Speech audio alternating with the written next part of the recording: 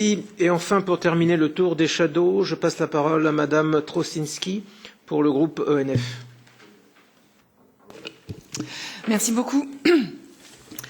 Alors, je suis moi-même pas tellement spécialiste de cette question d'armes à feu, et j'attends donc avec impatience l'audition des experts du 15 mars prochain pour répondre à toutes les questions techniques que nous aurions à leur poser.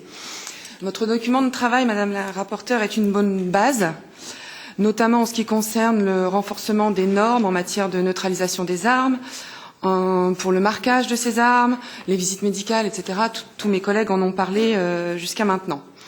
Je tiens simplement à rappeler que concernant la lutte contre le terrorisme, qui fait la base du document de la Commission, et contre le marché illégal des armes à feu, cette lutte ne pourra jamais, ce problème ne pourra jamais être réglé par cette directive tant que le problème des frontières extérieures de l'Europe et les frontières nationales des pays membres ne sera pas posé dans ce document.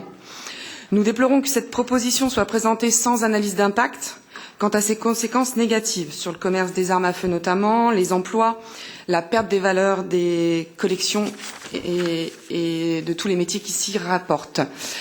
Nous sommes totalement opposés aux restrictions concernant la détention légale d'armes qui imposeraient des limites injustifiées et contraignantes aux chasseurs et aux tireurs sportifs notamment.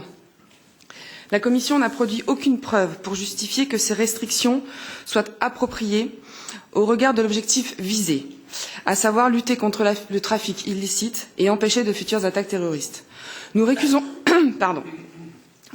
l'affirmation récurrente de la Commission selon laquelle cette proposition ne changera rien pour les chasseurs et les tireurs sportifs. Imposer un cadre plus strict aura évidemment un profond impact sur les utilisateurs locaux, alors que ceux-ci représentent l'un des groupes les plus respectueux de la loi et qui est le plus soumis à des contrôles rigoureux dans l'Union européenne. Nous regrettons profondément qu'en proposant ces restrictions, la Commission européenne sous-entende que la détention légale d'armes à feu civiles est liée d'une manière ou d'une autre au terrorisme, à la radicalisation et à des trafics transfrontaliers. Et je me réjouis des futures discussions que nous pourrons avoir dans cette commission pour essayer d'amender au mieux la proposition de la Commission. Je vous remercie.